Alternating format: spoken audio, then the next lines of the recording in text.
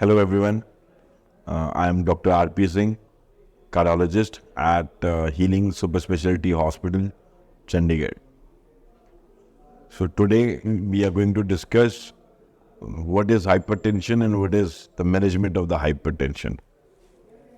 So, hypertension, as word suggests, ये अपने आप में बीपी बढ़ा होना, जिसको हम बोलते हैं कि अब हमें हाइपरटेंशन डायग्नोस हुआ है.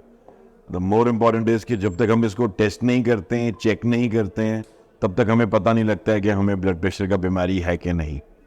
सो most important thing is the regular blood pressure monitoring. सो जब भी आपको लगे कि yes your age is now more than 30 and you are feeling some symptoms और even you are going for any preventive health checkup also, तो अपना checkup करवाने गए तो अपना बीपी ज़रूर चेक करवाएं, so that we get to know that जो हमारा ब्लड प्रेशर है वो कहीं इंक्रीज या आउट ऑफ लिमिट वैल्यूज़ के बाहर आ रहा है कि नहीं. फिर ये क्वेश्चन आता है कि ये blood pressure how does it is told that कि ये डेंजरस है या फिर ये हानिकारक है हमारी बॉडी के लिए.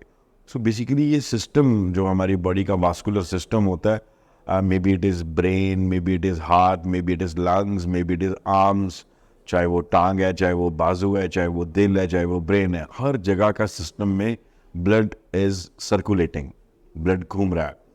अगर वो प्रेशर बढ़ा हुआ है तो वो हर जगह पे सिम्टम्स दे सकता है, लेकिन जो सबसे जानलेवा और सबसे डायरेक्टली बीपी के चलते अफेक्ट करते हैं दो organs are heart and brain. So brain में स्ट्रोक, जिसको फालेस, लकवा ऐसे वर्ड्स के साथ डिनोट किया जाता है. सेकंड द हार्ट, जिसके अंदर मल्टीपल तरह के हार्ट डिजीजेस इंक्लूडिंग नसों की ब्लॉकेज भी आया था. तो अपने आप में ये इम्पॉर्टेंट रिस्क फैक्टर है. तो ये ब्लड प्रेशर एक क्वेश्चन जो हमें नॉर्मली पूछा जाता है, सर मेरा खाना पीना ठीक है, सब कुछ ठीक है, मुझे लिपिड्स ठीक है, मेरा कोलेस्ट्रॉल ठीक है, लेकिन फिर भी मेरा ब्लड प्रेशर बढ़ा हुआ आता है, तो ये फाइंडिंग क्यों है? Somewhere there is a role of genetics also. कई बार हमें हमारे पुरुषों से, हमारे इमीडिएट फैमिली, माता पिता, भाई बहन, या फिर हमारे नाना नानी, दादा दादी की तरफ से जो हाइपरटेंशन के बढ़ने के जीन्स होते हैं, जेनेटिक्स होते हैं, वो भी इन्वॉल्व होते हैं. सो उनमें हम बहुत ज़्यादा कुछ नहीं कर सकते, but we have to see that. Then there is small amount of patients, specially young patients में, जिनके अंदर देखा जाता है कि कोई और कारण नहीं मिला, लेकिन इतनी यंग एज पे 22, 25, 30 ईयर्स की एज में ब्लड प्रेशर का डायग्नोसिस होना स्टार्ट हो गया.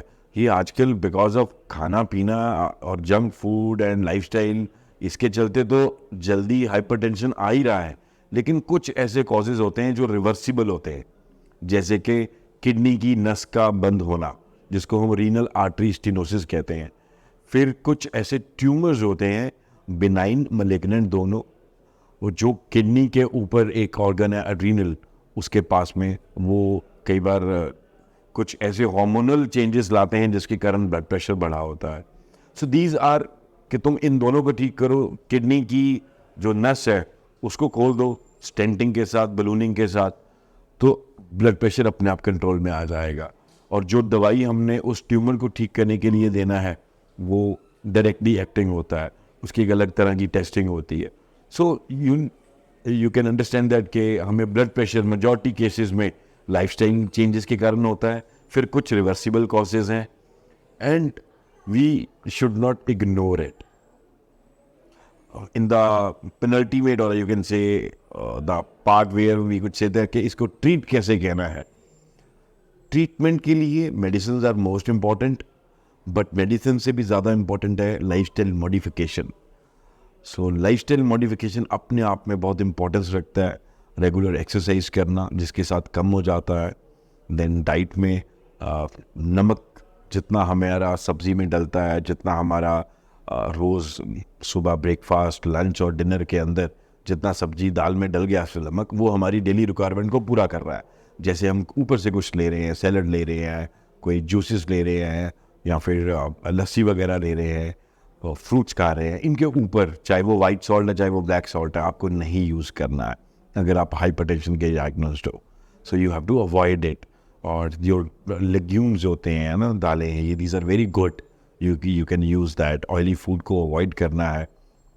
फैटी एसिड्स, जो ट्रांस फैटी एसिड्स होते हैं या सैचुरेटेड फैट्स हैं, इनको अवॉइड करना है. कुछ भी बाय करने लगे हो पैकेट्स में, अगर है उसके ऊपर लेबल लगा हुआ है, काइंडली चेक करें उसके अंदर सैचुरेटेड या ट्रांस फैट कितना है. कोशिश करें जितना ज़ीरो रहे उतना अच्छा. So these are the dietary and lifestyle modifications. Medications में there are 5 to 6 classes of drugs जो कि आप अपने कार्डियोलॉजिस्ट को मिले. You can go have yourself evaluated. Young age में आई ऑलवेज प्रमोट कि आप लाइफस्टाइल मॉडिफिकेशन, डाइटरी मॉडिफिकेशन करो. ये रिवर्सिबल है क्योंकि ये लाइफस्टाइल ने दिया है, लाइफस्टाइल ही आपको इससे वापस निकाल देगी. लेकिन अगर आपको लगता है कि नहीं, it's not being controlled with lifestyle modifications, या फिर कुछ ऐसे मरीज हैं जो लाइफस्टाइल नहीं चेंज करना चाहते हैं, so even those patients they can go and consult their cardiologist and get themself evaluated further, और उसकी अगर ज़रूरत पड़े दवाई चालू करें. सो in end, I would say World Heart Day is upcoming. It's on 29 September. We all are celebrating. It is being celebrated all over the world. So wish you a good heart health. And along with that, there is a tagline: use heart to know your heart. So अपने दिल से अपने numbers को जाने, blood pressure, lipids, and अपना treatment अगर ज़रूरत है तो उसको ले. So stay healthy. Thank you.